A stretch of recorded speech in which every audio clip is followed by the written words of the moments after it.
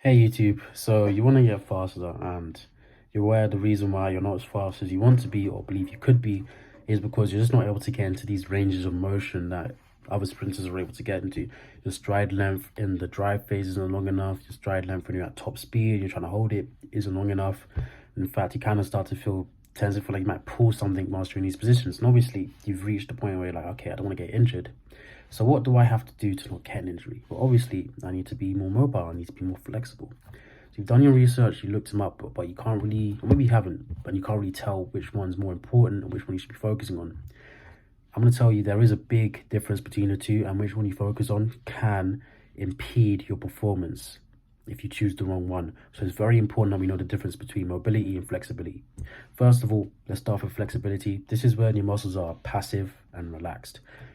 You normally, when you see someone flexible, you normally tell when you see someone flexible, but usually they've warmed up first.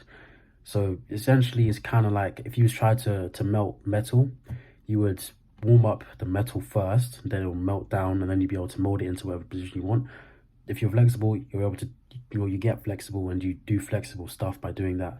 Anyone that just gets in down into the splits isn't actually flexible, but I'll leave that for later on in the video. So flexibility, you warm up first. You warm up the muscles and tendons similar to how I've used to put metal into a forge to try and melt it down, smelt it. And then from there, you're able to get into many different positions like the splits, whether it's sideways, front ways, touch your toes, put your hands, the palm, the entirety, even this part, onto the floor, not just your fingertips. Examples like that would be flexibility, whilst mobility is when the muscles are active and tense. So if you're mobile, you're able to get into these positions without actually warming up. Obviously, it's not really safe to do that, but if you wanted to, like if you could be mobile and get into the splits, just waking up suddenly, you could if you wanted to. Regardless of how you do it, you could touch your feet at any point in time during the day, regardless if you're about to go to bed or you're about to wake up, for example.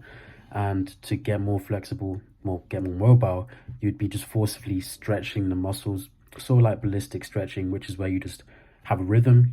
You bop each time. So for example, you might try and touch your toes, you just have your arms straight out completely, and then you just go down like this repeatedly to feel the stretch along your legs.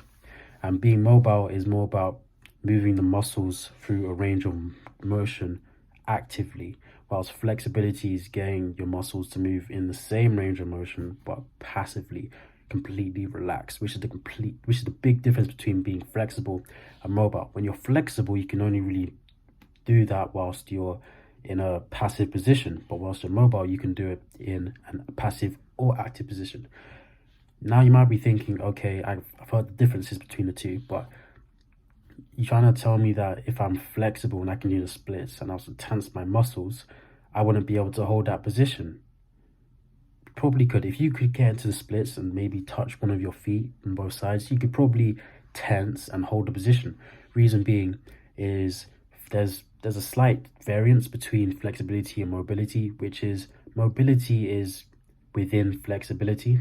So if you're flexible and like that's your focus, the main way you train, what's going to end up happening is, say for example, you started off training and you could only get your hands to your knees, and then you was able to get your hands, but I mean this is after like warming up and everything, you're only able to stretch as low as your knees. Then after training for some time, you're able to now get your hands to your toes. Because of what the way flexibility and mobility works, after this period of time, what's going to end up happening is your natural mobility, without even warming up, would be to get your hands to your knees, because mobility is kind of like a sub portion of flexibility.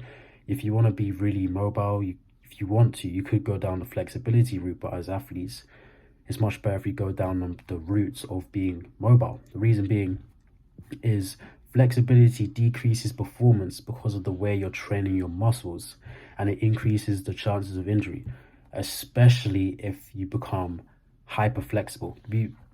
Obviously we don't really want to be hyper mobile, but being hyper mobile would be much better than being hyper flexible, which is just being able to get into absurd positions really easily, no warm up naturally.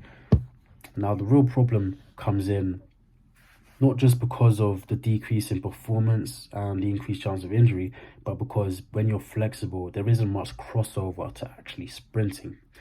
Reason being is, as sprinters, we are every single time we move our legs, we are basically completely tense. I mean, obviously, sometimes we're relaxed, sometimes we're tense, but we need to quickly be able to switch between being tense and relaxed, similar to how you would if you was trying to be more mobile.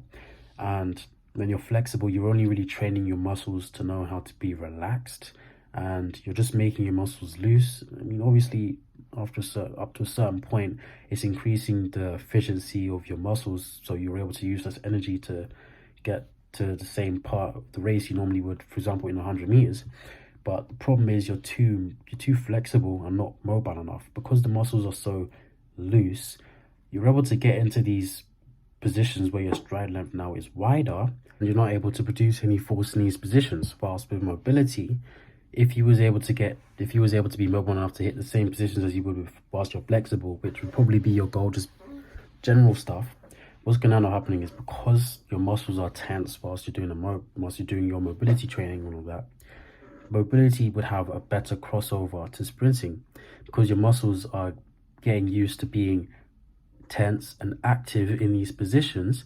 And if your muscles are used to being tense and active in these positions, it's going to be much easier for your body to adapt to these new positions whilst you're on a track, as you try to lengthen your stride length over a period of time.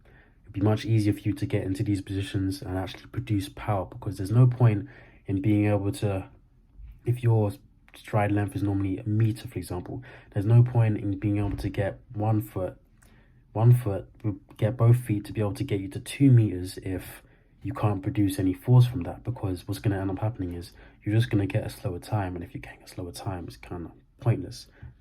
With flexibility, obviously, whilst you're in these new positions, your mobility would have increased, and if you kept training at it, after a while, your body would adapt to these new positions whilst being tense, and it wouldn't be able to pull it off. But the problem is, if you don't maintain your flexibility, it's going to quickly disappear and just go away, because your body is now trying to train specifically its mobility, and it's just going to meet somewhere in the middle.